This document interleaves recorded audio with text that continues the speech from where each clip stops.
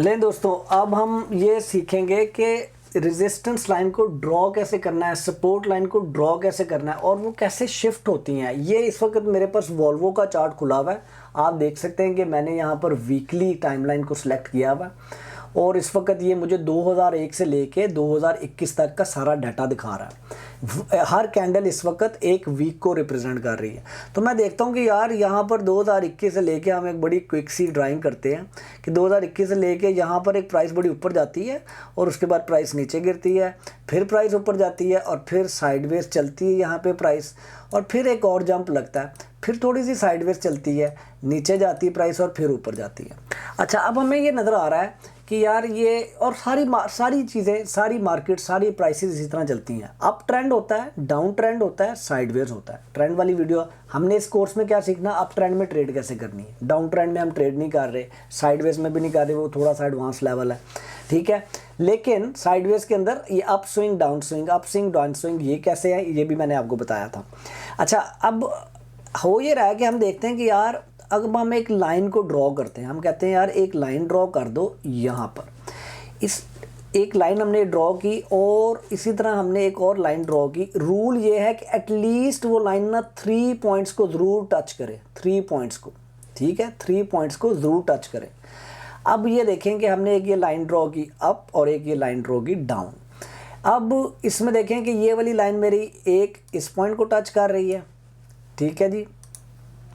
इसके बाद एक इस वाले पॉइंट को टच कर रही है, फिर एक इस वाले पॉइंट को टच कर रही है, फिर एक इस वाले पॉइंट को टच कर रही है, फिर एक इस वाले पॉइंट को टच कर रही है। इसका मतलब ये है कि जब जब प्राइस या इस लेवल पे पहुंची है तो मार्केट ने एक्ट किया है कुछ, ठीक है। वो 10 रुपये और 15 रुपये वाली मैंने आपको बात बताई थी। लेट्स से ये 10 रुपये है, तो जब भी 10 रुपये पे आती है प्राइस उसके बाद बाउंस करके वापस ऊपर जाती है। इसी तरह जब प्राइस ऊपर जाती है तो आप देखेंगे यहाँ पर मार्केट हर दफ़ा कुछ ना कुछ रिएक्ट करती है। फॉर एग्ज़ाम्पल यहाँ पर रिएक्ट कर रही है, फिर एक दफ़ा यहाँ पर रिएक्ट किया है, फिर एक दफ़ा यहाँ पर रिएक्ट कर रही है, फिर उसके बाद प्राइस ने यहाँ पर रिएक्ट किया। तो ये बड़ी स्ट्रॉन्ग किस्म का कोई पोजीशन है जहाँ पर से हमेशा प्राइस होके वापस आती है। लेकिन आप ये देखें कि जब यहाँ पर क्या होता है ये भी मैं अभी आपको बताऊँगा।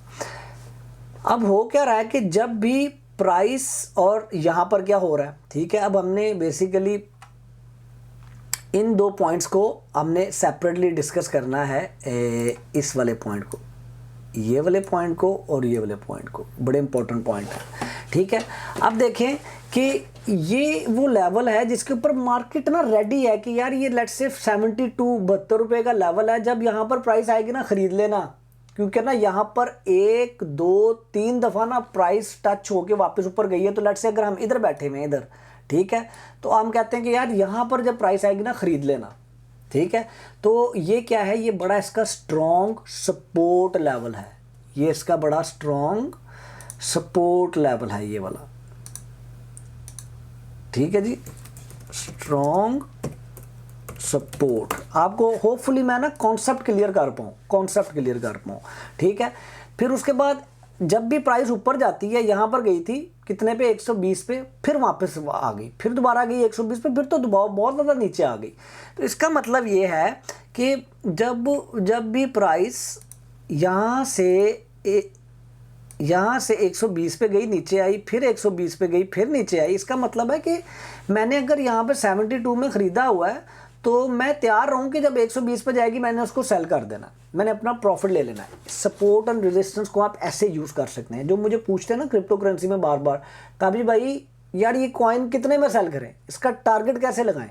आप बाय ऑर्डर लगाएं यहाँ पे, सेल ऑर्डर लगाएं यहाँ पर, अगर तो आप सपोर्ट एंड रेजिस्टेंस में काम कर रहे हैं, ठीक है। उसके बाद फिर आप ये देखें कि यहाँ पर आपने ख़रीदा, आपने कहा यार यहाँ पे मैंने ख़रीद लिया, लेकिन यार ये क्या हुआ, ये तो छोटे साइडवेज में शुरू हो गई, ठीक है, फिर नीचे गिरी प्राइस, फिर यहाँ पर ऊपर गई। अब मैंने तो आपने ये भी देखना है कि यार ओके ये अगर अब साइडवेज में चल पड़ी तो मैंने कितना अरसा अपना, खैर वो एक अलग सा टॉपिक है। इस वक्त हम सपोर्ट एंड रेजिस्टेंस के ऊपर काम कर रहे हैं। तो ये एक बड़ा स्ट्रॉन्ग रेजिस्टेंस लेवल है। तो होता क्या, लेट्स से आप डे ट्रेडिंग कर रहे हैं तो आप ना 15 मिनट में सेल कर रहे हैं, 30 मिनट में सेल कर रहे हैं, घंटे में सेल कर रहे हैं, तो फिर आप डेज के ऊपर सपोर्ट एंड रेजिस्टेंस सेट करते हैं, हमेशा बड़े टाइम लाइन में सपोर्ट एंड रेजिस्टेंस सेट करके छोटे टाइम लाइन में जाके ट्रेड करते हैं, आपको और क्लियर इन्फॉर्मेशन मिलती है। अच्छा, ये तो हो गई बात, आपको समझ आ गया सपोर्ट क्या है, रेजिस्टेंस क्या है। मैंने क्या किया, वीकली चार्ट में गया, जूम आउट कर दिया फुल टाइम। अब मैंने देखा कौन कौन से वो पॉइंट्स थे जहाँ पर मार्केट ने बहुत हर दफ़ा रिएक्ट किया, तो ये वो पॉइंट्स थे, ठीक है। उसके बाद लेकिन यहाँ पर मैंने आपको शुरू में बताया था, यहाँ पर कुछ हुआ है। ये क्या हुआ यार, यहाँ पर मैंने ख़रीदा था, यहाँ से इसने तो वापस आना था, लेकिन ये तो ऊपर निकल गया।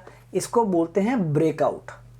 बहुत सारे ट्रेडर्स सिर्फ ब्रेकआउट का वेट करते हैं और सिर्फ ब्रेकआउट्स के अंदर ट्रेड करते हैं, वो यहाँ पर नहीं खरीदते। वो कहते हैं यार ये चल रही है, मैं चाहता हूँ कि जब ये अपना शेयर जब अपनी स्ट्रॉन्ग रेजिस्टेंस को तोड़ेगा तो फिर मैंने यहाँ पर ख़रीदना है, मैंने यहाँ पर एंटर होना है, क्योंकि फिर वो ऊपर जाएगा, ठीक है। इसी तरह बहुत सारे ट्रेडर अगर सपोर्ट को ब्रेक कर दे, ठीक है, तो फिर डर के सेल कर देते हैं। वो कहते हैं कि यार हम ये अब अपनी इतनी स्ट्रॉन्ग सपोर्ट को, जहाँ पे एक दफ़ा 2 3 4 दफ़ा सपोर्ट लेके वापस गया था, अब इसने इसको ब्रेकआउट कर दिया तो नीचे जा रही है ये। अगर लेट्स से यहाँ से प्राइस नीचे जानी शुरू हो जाती है तो इसका मतलब है कि भाई मैंने सेल कर देना है। विच मीन्स कि अगर आपने यहाँ पर एंट्री मारी हुई है, ठीक है, तो आपने अगर यहाँ पर एंट्री मारी हुई है तो आपका जो स्टॉप लॉस है वो इस सपोर्ट लाइन से नीचे होना चाहिए, ठीक है। आपका टारगेट ये होना चाहिए। आपको समझ आई कि जब भी सपोर्ट या रेजिस्टेंस ब्रेक होगी तो इसका मतलब है अब जो सा ना शूट करेगा शेयर। अगर तो आप लॉन्ग ट्रेडिंग लाइक आप अप ट्रेंड में ट्रेडिंग कर रहे हैं तो फिर जब रेजिस्टेंस ब्रेक होगी तो आपके लिए खुशी की बात है। लेकिन अगर उसी केस में अगर आप अप ट्रेंड में ट्रेड कर रहे हो और जब सपोर्ट ब्रेक होगी तो बुरी खबर है। अगेन मैं कंफ्यूज नहीं करना चाह रहा, मैं शॉर्टिंग जो करते हैं, जो यहाँ पर बाय करते हैं यहाँ पे सेल करते हैं, that's a different strategy, we are not going to cover in this course, that's a advance level, ठीक है। ये बेसिक और बिगनर्स के लिए है कोर्स। तो हम ये कहते हैं कि ठीक है यार, ताबिश आपने कहा कि ये तो लगा दो, अब मैं ये तो आपने जनाब डाटा निकाला है कितने ज़्यादा सालों का, ठीक है। हम इसमें ना इम्पोर्टेंट पॉइंट्स वो कर लेते हैं सिलेक्ट, ठीक है। लेट्स से 1 2 3 4 दफ़ा यहाँ पर होती है, फिर हम एक ये भी कर लेते हैं। बहुत ज़्यादा नहीं करना, मैं आपको सिर्फ बता रहा हूँ कि इसकी पॉसिबिलिटीज़ क्या निकलेंगी आगे। अब हम क्या कहते हैं, हम डेली चार्ट में जाते हैं। डेली चार्ट में जाकर हमें और ज़्यादा ना विजिबिलिटी नज़र आना शुरू हो जाएगी इनकी। हम इसे कहते हैं अच्छा यार ये यहाँ पर टच हो रहा था, इसको हम थोड़ा सा एडजस्ट कर लेते हैं, ठीक है। हम इसको भी थोड़ा सा ऊपर ले जाते हैं। ये एक इम्पॉर्टेंट पॉइंट है, तो ऑलमोस्ट 1 2 3 दफ़ा यहाँ पर टच हुई है, ठीक है। अब आपको मैं मिसाल देने लगा हूँ, देखेंगे होता क्या है कि ये एक लेवल है जहाँ पर 3 दफ़ा टच हुई है और यहाँ से ये देखें ये कितना इम्पोर्टेंट लेवल था कि मैं ज़रा टूल पकड़ लूँ, पेंसिल टूल, ये देखें ये मार्केट चल रही है, ठीक है, चल रही है, बड़ा इंपॉर्टेंट लेवल है। यहाँ से ब्रेक होती है अगर तो फिर देखें प्राइस कहाँ पे जाती है, फिर यहाँ पे मार्केट चलती रहती है, फिर इसको ब्रेक करती है, फिर ऊपर जाती है, फिर मार्केट ब्रेक करके नीचे आती है। तो ये जब भी अपने लेवल को, जब यहाँ पर प्राइस अपने सपोर्ट को ब्रेक करके नीचे आई है तो अब नीचे वाली उसके लिए सपोर्ट हो गई है और जिसको ब्रेक किया वो उसके लिए रेजिस्टेंस मान के देखें कितनी दफ़ा यहाँ से बाउंस करके वापस गई है प्राइस, ठीक है। इसी तरह फिर ऊपर से नीचे आई करते करते इसने यहाँ पे रैली मारी है और ये वाली सपोर्ट जहाँ से हमेशा वापस होके आ रही थी, ठीक है, वहाँ से वो ब्रेक किया। तो जहाँ से जब उसने यहाँ से ब्रेक किया तो यहाँ से गई प्राइस ऊपर। अब ये इस पॉइंट पे नोट करें, यहाँ से नीचे नहीं आई, ये उसके लिए सपोर्ट बन गई, अब यहाँ से ऊपर गई है, ये देखें, ठीक है जी। अब आप ये कहते हैं कि यार अभी ये ब्रेकआउट में मैंने बाय कर लिया, ब्रेकआउट में बाय किया, यहाँ पे स्टॉप लॉस लगाया और आपने सेल करना शुरू किया, आपने लेट से यहाँ पे जाके सेल किया, depending on what strategy you are following, ठीक है। लेकिन सपोर्ट एंड रेजिस्टेंस का मकसद ये है कि आपने डेली लॉन्गर पीरियड के अंदर आपने उसको मार्क करना है, शॉर्टर पीरियड में जाके एक्शंस लेने हैं उसके ऊपर, ठीक है। अब मैं आपको दिखाता हूँ, जैसे आप कहते हैं कि यार ताबिश डेली चार्ट के अंदर हम कैसे क्या करें।